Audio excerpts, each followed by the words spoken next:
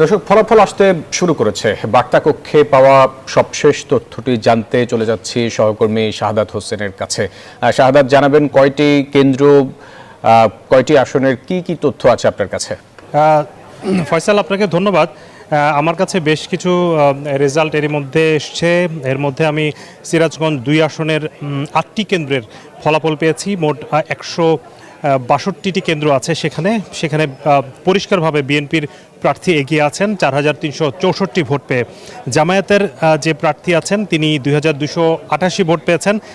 সিরাজগঞ্জ 2 আসনের এই ফলাফলের পাশাপাশি আমি যদি বলি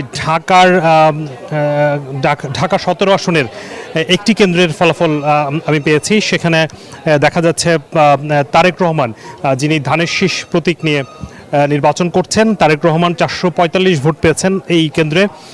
তার নিকটতম প্রতিদ্বন্দ্বী জামায়াতের দাঁড়িপাল্লা প্রতীক নিয়ে তিনি 252 ভোট পেয়েছেন। এর বাইরে আমার কাছে যেই ফলাফল আছে, ঢাকা 17 আসনের আরও একটি কেন্দ্রের আমি যদি ফলাফল বলি, সেখানেও তারেক রহমানকে আমরা দেখতে পাচ্ছি 629 ভোট পেয়ে এগিয়ে রয়েছেন। সেখানে আছেন দাঁড়িপাল্লার প্রার্থী পেয়েছেন খালিদুজ্জামান, তিনি পেয়েছেন 205 ভোট। এরপরের যেই ভোট কেন্দ্র সেটি ঢাকা 18 আসনে আমি দেখতে পাচ্ছি একটি কেন্দ্রের ফলাফল পেয়েছি, গুলশান ডিগ্রি কলেজের ফলাফল। সেখানেও বিএনপির যে প্রার্থী রয়েছেন তিনি 633 ভোট পেয়ে এগিয়ে রয়েছেন। এর বাইরে আমার কাছে যেই খবরগুলো আছে সেখানে তারপর আমি যদি আরেকটু বলতে চাই, আমার কাছে ঢাকা 13 আসনের আরেকটি ফল এসছে। সেখানে আমরা দেখতে পাচ্ছি ধানের শীষ প্রতীকে ববি হাজ্জাজ তিনি প্রতিদ্বন্দ্বিতা করছেন, তিনি 546টি ভোট পেয়েছেন।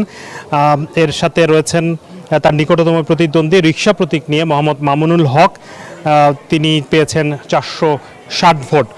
তো আমার কাছে এখন পর্যন্ত এই ছিল সবশেষ, আমার কাছে ফলাফলের খবর।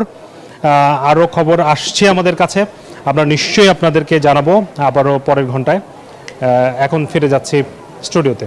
শাহাদাত, আপনাকে ধন্যবাদ। দর্শক, বার্তা কক্ষ থেকে হাতে পাওয়া সর্বশেষ ভোটের ফলাফল জানাচ্ছিলেন সহকর্মী হোসাইন শাহাদাত।